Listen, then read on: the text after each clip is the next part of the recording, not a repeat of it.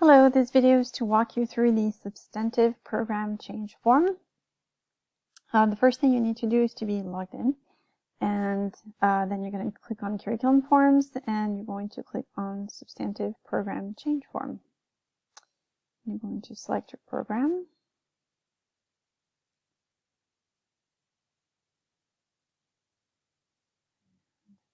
Just choose this one. And two things you need to remember. The first one is that if your substantive program change includes new courses, you will need to have entered those new courses first. You cannot do your program modification, your substantive program modification, if you don't have your new courses first. Then you also need to make sure that you have a clear Word document or PDF document that outlines what your new program looks like. And finally, you also need to have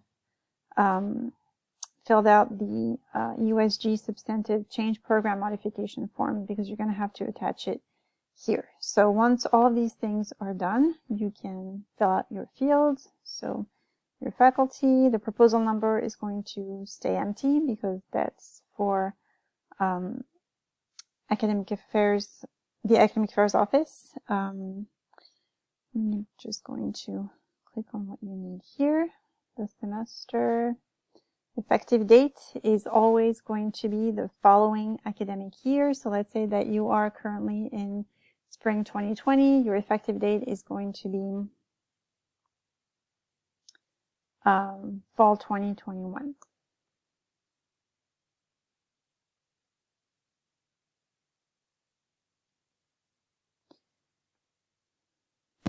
And then you're going to pick what you want to change in your curriculum. If it's the title, you can update the title here. If it's your student learning outcomes, you can update them here.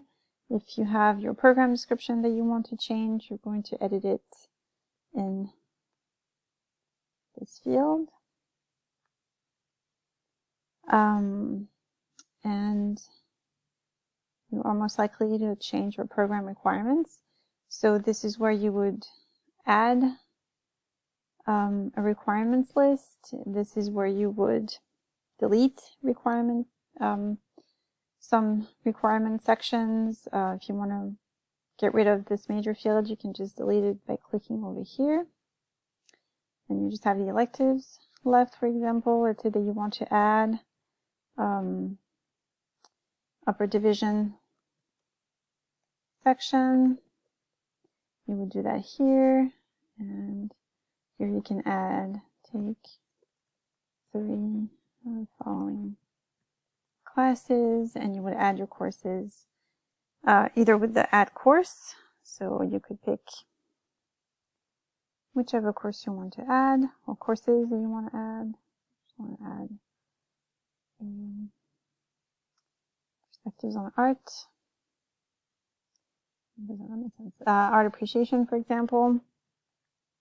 And I can add as many courses as I want. And if you have a new course that you have entered in the system, this is where you would find it. If you have to change the total hours of your program, you would do so right here. And this is where you need to add your substantive program form. Just going to add a document. And your required documentation would be this that I showed you before. And just going to pick a document here. And you're going to explain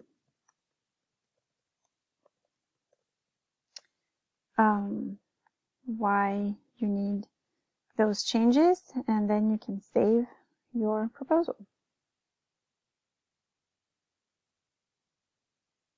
And once your proposal is saved, and you know that you don't have any more changes to make to it, you can send it for review. So once you send it for review, it goes to the person above you for the workflow. So it could be a chair, it could be a dean, it could be academic affairs, whoever enters it first. And once you sent it for review, you cannot change your proposal anymore. The person above you, the workflow above you, has to send it back to you if you need to make any changes.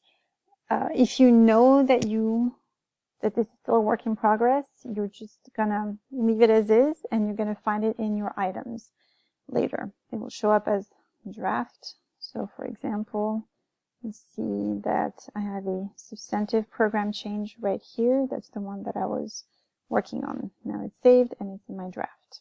So that's where you would find it.